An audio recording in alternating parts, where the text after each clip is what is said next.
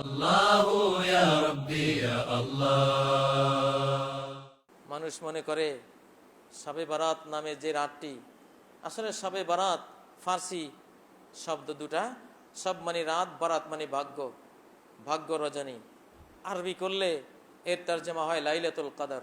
শবে বারাতকে আরবি বানালে আরবি শব্দ আসে লাইলাতুল কদরি, এটা কদরের রাত। ভাগ্য রজনী যদি হয়ে থাকে তাহলে এটা কদরের রাত হবে। ভুল ক্রমে আমরা এটাকে মধ্য শাবানে নিয়ে এসেছি, এটা একটা জাতীয় ভুল। মধ্য শাবান রজনীতে আমরা মনে করি সারা রাত জাগলে ইবাদত করলে আমরা ক্ষমা পেয়ে যাব, গোসল করলে মাপ পেয়ে যাব, পানির বিন্দু বিন্দু সওয়াব নিয়ে আসবে। 100 রাকাত নামাজ, যার প্রতি রাকাতে 10 বার কুল হু আল্লাহ সূরা পড়ব, তাহলে 1000 রাকাত হয়ে গেল। 100 রাকাতের প্রতি রাকাতে 10 বার কুল হু আল্লাহ পড়লে 1000 বার কুল হু আল্লাহ হয়ে গেল, মানে 1000 রাকাতের সওয়াব হয়ে গেল। আলফিয়া নাম দিয়েছে। আবার পরের দিন রোজা রাখলে অনেক সওয়াব হবে। এই কথাগুলি সবগুলি দুর্বল এবং বানোয়াট, কোনোটি বানোয়াট, কোনোটি দুর্বল। এর কোনোটি সহি কোনো দলিলে প্রমাণিত হয়নি। শবে বারাত নামের এই রাতে, মধ্য শাবান রজনীতে কোনো নামাজ, বিশেষ কোনো সালাত নেই। এই রাত্রে বিশেষ কোনো জাগৃতি নেই। এই রাতে কোনো গোসল করার রেওয়াজ নেই। এই রাতে কোনো হালুয়া রুটি খাওয়ার, এই রাতে কোনো কিছু করার, মসজিদে জড়ো হওয়ার, ইমাম সাহেবের বক্তৃতা করার, এখানে জামাতবদ্ধভাবে সালাত পড়ার, সারা রাত জাগ্রত হওয়ার কোনো সহি দলিল নেই। এই সবই হলো অপ্রমাণিত জিনিস। ডকুমেন্টস নেই, SCS রেকর্ড নাই, RS রেকর্ড নাই, এর পাট্টা নাই, এর পর্চা নাই, খাজনা রসিদ নাই, এর খতিয়ান নাই, ডাড্ডাও নাই, কিছুই নেই। যেটা আছে সেটা কি? এই রাতটি হলো আল্লাহ তাআলা কিছু মানুষকে ক্ষমা করবেন, বরং অসংখ্য মানুষকে ক্ষমা করবেন। ক্ষমার জন্য এই মাসটি রাখা হয়েছে, রাত্রি জাগরণের জন্য রাখা হয়নি। ঘুমিয়ে থাকো, তুমি ক্ষমা পেয়ে যাবা।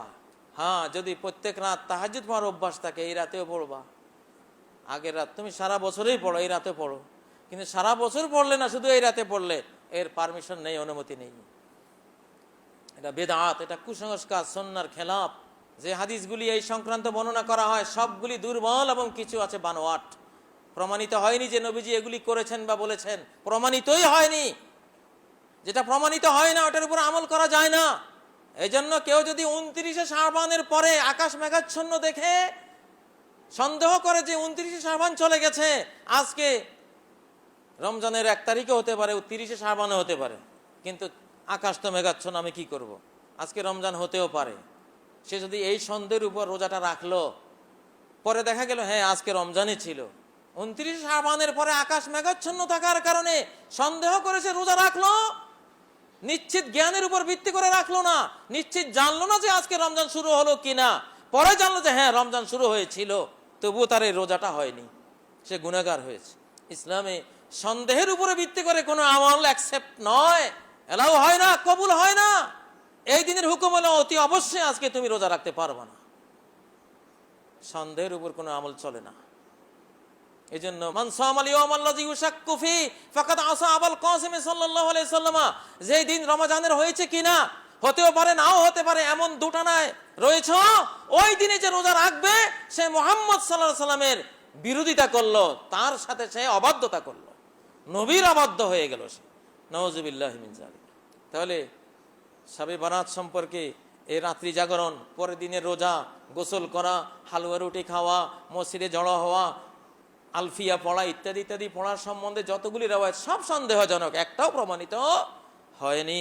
এর উপরে ভিত্তি করে যদি কেউ কোনো কাজ করে, সে বেদাত করবে, সে গুনাহগার হবে, সে ইসলামের মূল থিমের সাথে বিরোধিতা করলো, যে ইসলাম হলো ইয়াকিনের ধর্ম, নিশ্চিত জ্ঞানের ধর্ম। নিশ্চিত জ্ঞান ছাড়া কোনো আমল করা ইসলামে অবৈধ। ইসলাম এটা বেদাত, এটা গুনার কাজ, সওয়াবের কাজ নয়। শবে বরাতে যিনি হালুয়া রুটি খেলেন, সারা রাত জাগলেন, পরের দিনে রোজা রাখলেন, সারা রাত অনেক জিকির আজকার করলেন, অনেক তিলাওয়াত করলেন, কান্নাকাটি করলেন, ইমাম সাহেব অনেক ওয়াজ করলো, বক্তৃতা দিল, সারা মসজিদ জমজমাট, এরা কেউই ক্ষমা পেল না, এরা একজনেও ক্ষমা পাবে না। ক্ষমা পাবে কে? বরাতের রাতে যতই কাঁদেন, যতই নামাজ পড়েন, যতই হালুয়া রুটি খান, যতই গোসল করেন, কিচ্ছু কাজ হবে না শিরিক থাকলে। আর শিরিক না থাকলে ঘুমিয়ে থাকুন, ক্ষমা পেয়ে যাবেন। আল্লাহু আকবার। এটা তাওহীদবাদীর পুরস্কার। এই রাত জাগ্রত থাকার জন্য নয়, শিরিক মুক্ত হওয়ার জন্য। মুসাহেন, মানুষকে ঘৃণা করছেন, নিজে অনেক বড় লোক, গাড়ি বাড়ি আছে, মানুষকে চোখের সামনে দেখেনই না, মানুষ তার সামনে বড় মানুষও পিঁপড়ের মতো ছোট মনে হয়, এত তুচ্ছ তাচ্ছিল্য করে। আলিম ওলামা দেখলে তো আর কথাই নাই, মোসাফা করতেও তার ঘিন ঘিন লাগে, প্যাস্টিজের হ্যাম্পার, একজন মৌলবাদীর সাথে মোসাফা করবো কেমনি? সবার অবস্থা এরকম না, কিছু কুলাঙ্গার আছে এরকম। আলিম ওলামা দেখলে খারাপ লাগে, কোনো মাপ নাই। আলিম ওলামারা এই ড্রেস, এই লেবাস, এই জ্ঞান তারা বানায়নি, এগুলি আল্লাহর দেওয়া, আল্লাহ রাসূলের দেওয়া, এরা বানায়নি, ওনারা দিয়েছে। ঘৃণা করা যাবে না, একজন ফকিরকে ঘৃণা করা যাবে না, একজন তার নিঃস্ব নাই, টাকা নাই, এই জন্য তার দাম নাই, না। মানুষকে যে ঘৃণা করে না, বরাতের রাতে তার মাপ নাই, মধ্য সামান রজনীতে তার মাপ নাই। যে মানুষকে ঘৃণা করবে সে ক্ষমা পাবে না, যে সুন্নতকে ঘৃণা করবে সেও ক্ষমা পাবে না। দাঁড়িয়ে রাখতে খুব কষ্ট লাগে, সারা রাত জাগলাম, মনে করলাম মাপ পেয়ে গেছি, না, তুমি তো আল্লাহ নবীর দাঁড়িকে পছন্দ করো নাই। কত মহিলা আছে সবে বরাতে সারা রাত জাগবে, কোনো লাভ হবে না। এক তো বেদাত করলো সারা রাত জেগে, দ্বিতীয়ত এই মেয়ের কাছে যখন দাঁড়িয়েওয়ালা কোনো পুরুষ বিয়ের প্রস্তাব দেয়, হোক না সে আর্কিটেক্ট, ডক্টর, প্রফেসর, অনেক বড় অমায়িক, ধার্মিক, নীতিবান, চরিত্রবান ছেলে, কিন্তু আমি ডিসলাইক করি, পছন্দ করি না, কেন? দাঁড়িয়ে আছে। জীবন থাকতে দাঁড়িয়েওয়ালার কাছে আমি যাব না। এত বড় ঘৃণা নবী সুন্নতকে করলাম, আবার মাপের আশা, মরার পরে দেখবা যে সব শেষ, সব ডিলেট হয়ে গেছে। নামাজ, রোজা, হজ, জাকাত, এক দাঁড়ির সাথে দুশ্মনী করে সব ডিলেট হয়ে গেছে সব। যালিকা বিআন্নাহুম কারিহু মা আনজালাল্লাহ ফাআহবাতা আমালাহুম, আল্লাহর নাজিলকৃত জিনিসকে তো ওরা ঘৃণা করেছে, এজন্য আল্লাহ আরেকটা কাজ করেছেন, ফাআহবাতা আমালাহুম, যা করেছিল এই লোকেরা আখিরাতের জন্য সব বানচাল মেসমার বাতিল করে দিয়েছেন, সব ডিলেট করে দিয়েছেন, কোনো কাজে আসবে না। ইসলামের কোনো জিনিসকে ঘৃণা করা যাবে না। তাহলে বরাতের রাতে সারা রাত, এই রাতের জন্য জাগ্রত থাকা সুন্নত নয়, পরের দিন রোজা রাখা সুন্নত নয়, গোসল করা সুন্নত নয়, হালুয়া রুটি খাওয়া সুন্নত নয়।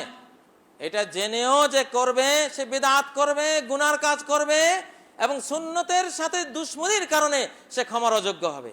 এই জন্য বরং এই রাত্রে কিছু না করা, আগে অভ্যাস না থাকলে এই রাত্রে আমি কিছু করব না, এশা পড়ার অভ্যাস ছিল এশা পড়বো, ভিতির পড়ার অভ্যাস ছিল ভিতির পড়বো, হয়তো এশার পরে কিছু তেলাওয়াতের অভ্যাস যদি থাকে করব, তারপরে ঘুমাবার অভ্যাস ছিল ঘুমিয়ে পড়বো, যদি রাতে তাহাজ্জুদের অভ্যাস থেকে থাকে অতীতে তাহলে তাহাজ্জুদ পড়বো। এই রাতের জন্য কিছু করব না, কারণ এগুলি প্রমাণিত নয়।